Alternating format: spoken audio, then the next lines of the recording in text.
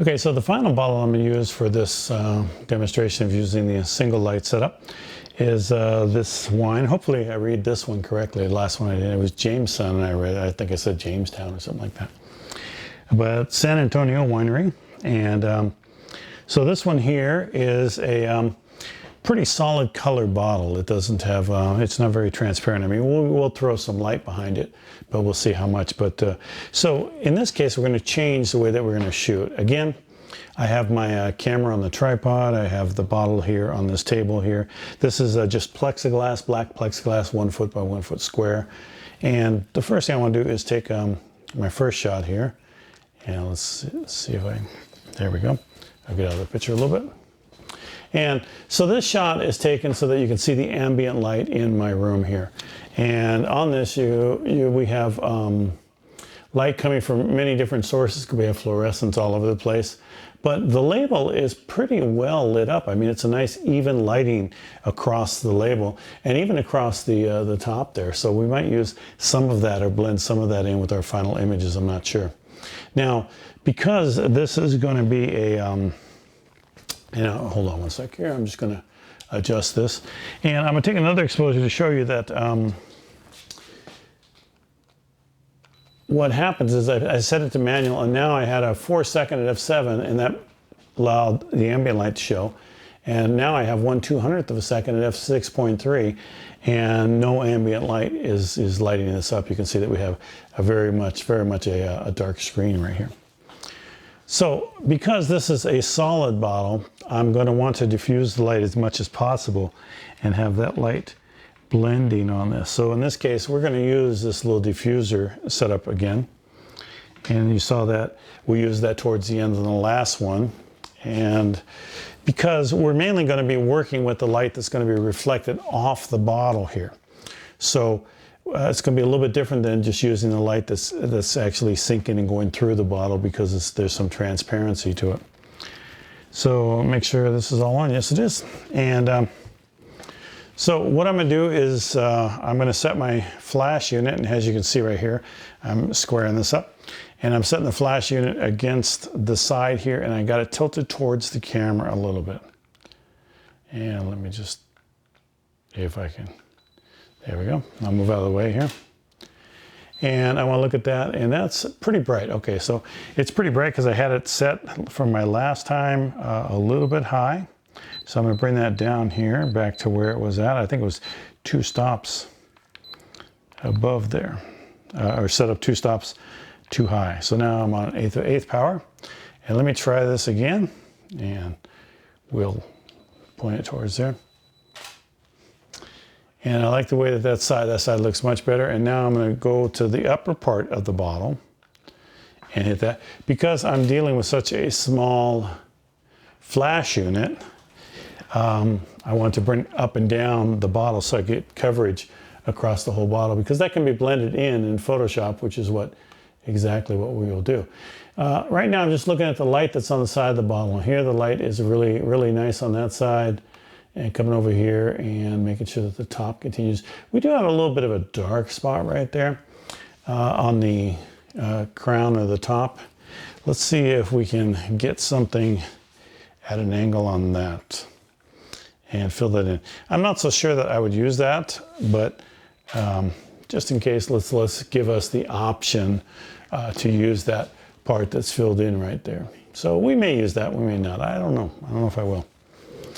But it's good to get as many different lighting setups as you can while you have this all set up and nothing's moved. So let me be rather careful not to knock everything over. And bring this on this side now. And I'm going to take just the same shots right over here. Nothing too complicated here.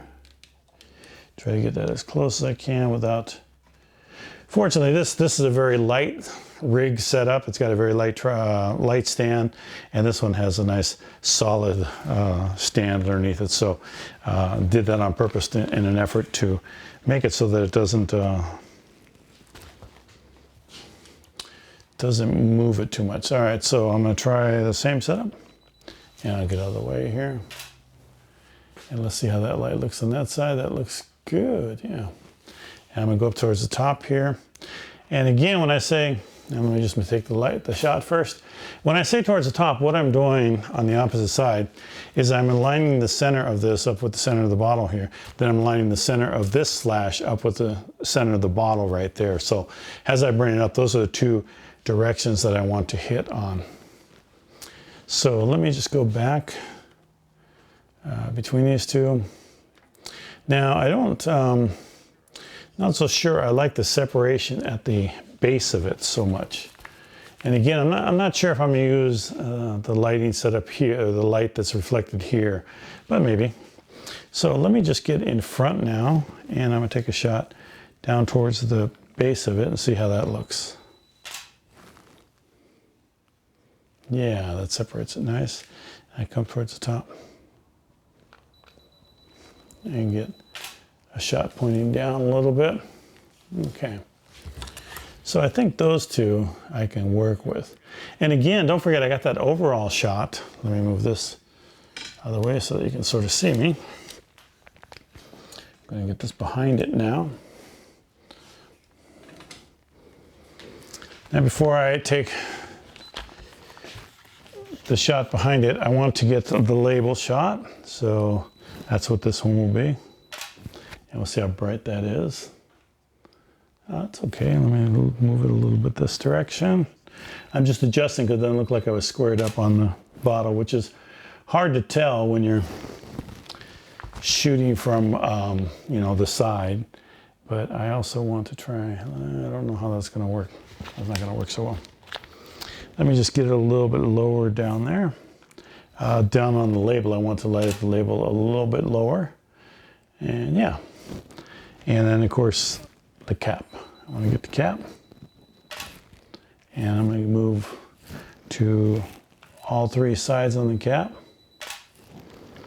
And over there. And again, all I'm looking at is just this cap area right there. I want to make sure that I got good even coverage across there. So now we will try to slide this in as close as we can get it. And we'll try a shot from behind it, see if we can backlight it any. See how that comes out. And not so good, but let's increase the power. So I'm going twice as much light as I had before. So let me, I'm moving my flash, I'm actually moving the flash unit further back, so that it lights up more of the background. You see the whole background now is lit up. And again, like I said, we have very little coming through this bottle. The only place where it's coming through is where there's no liquid right at the top. And we might use that a little bit. But the main thing we want is we want to be able to get these sides so that we can cut it out relatively easy. So I have the light back here now pointing in this direction. And then I'm gonna go over on this direction. And we might use that just to lighten up the very edges of the bottle. We'll see if we can use that at all. So I think that's more than enough coverage on this bottle. And again, the nice thing is that, you know, I have that ambient light one that lights up everything very well here. And so that one we may use, or I may use, has the overall background for the bottle, and then add the lights to it, and then just decrease that value so that the other lights sort of overpower it a little bit in Photoshop. So now we're just going to take all of these images, go over to Photoshop, create some layers, blend them all together. And you might notice that I shoot on a black background and I put this here. Not all of these are going to be on a black background. I will probably change the way the background looks, and I'll show you that in Photoshop on all of them. And how we can blend that together to make it match to look like we had a gel back here lighting up this whole thing. So if you like this, please do subscribe, give it a like. If you have any questions, leave them below in the comments. I try to answer every single question that I get.